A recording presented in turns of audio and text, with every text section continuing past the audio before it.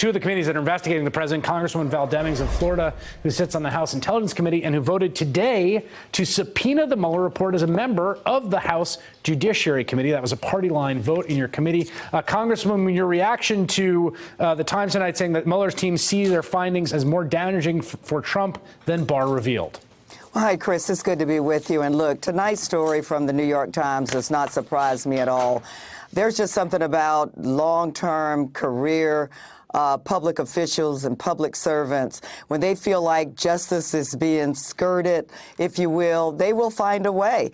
420 of us in the U.S. House of Representatives voted for the report to be released. Congress certainly has a right to have access to the unredacted version. The public overwhelmingly wants to see the report released.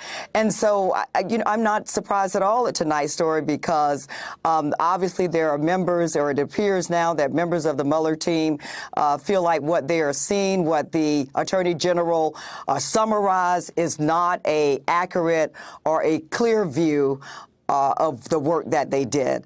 And so we have a lot of work to do. So my understanding of the substance of the battle right now, and I think it's a little confusing because putatively, the White House and Republicans, everyone says, oh, yes, make it public, make it public. That's not the way everyone seems to be acting. In terms of your committee and its current posture towards the Attorney General, your committee is asking for the full record, right? They want the full report, not given to the public, but given to Congress first, to your committee, before Barr redacts, and Barr is saying, I'm going to make redactions first. Is that the way is that the fight right now? Well, that's absolutely correct. And let us not forget that at first, Chairman Nadler asked the Attorney General to release the full report with all supporting documentation and materials. Then our chairman followed that up with the letter, making the formal request with a deadline. The Attorney General either ignored the deadline or just refused to meet it, or he might say he couldn't meet it. And so the next step is what we did today. We voted to authorize the issuance of a subpoena. And so, I would just like to go back to Attorney General Barr's unsolicited, as we all know, 19-page statement talking about the president could not be subject to obstruction of justice. And so I just believe that, we're very interested in understanding his view, if he had that view, really why he would not recuse himself in the first place. And here we are. But we're going to get the report. We're going to get it either through subpoena, we'll get it in the courts, but we want the unredacted version with all supported materials and documentation so we can get to the bottom of it. Do you have reason, other than that, other than the memo that Mr. Barr wrote, unsolicited memo, do you have reason based on either the public record or things that you privately know to be true to have suspicions about his good faith in the way that he has conducted himself from the time of receiving the report to now?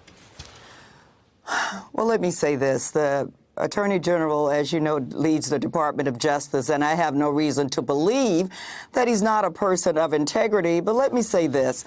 What took Mueller and his team 22 months to complete, and there's still, as you know, cases that are out there that have not, or that are still ongoing investigations. It seems the Attorney General was in an awful big hurry to summarize a report and get it out to the public.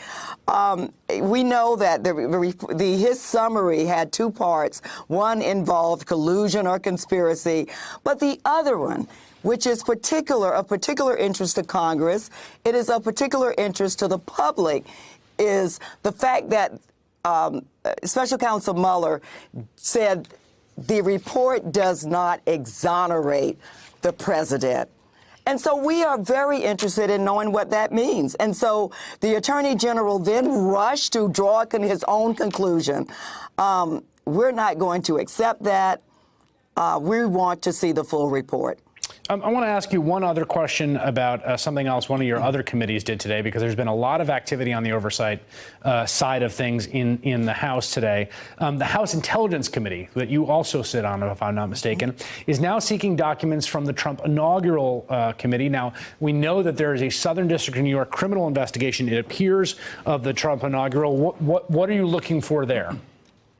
Well, Chris, I will just say this. Remember, the entire special counsel's investigation started as a counterintelligence investigation. I mean, we certainly have a responsibility to see if the president, anyone in his administration, anyone who was a part of his campaign, anyone in his family, or anyone involved in any of his businesses, the inauguration committee or foundation, is involved in anything corrupt or improper or illegal.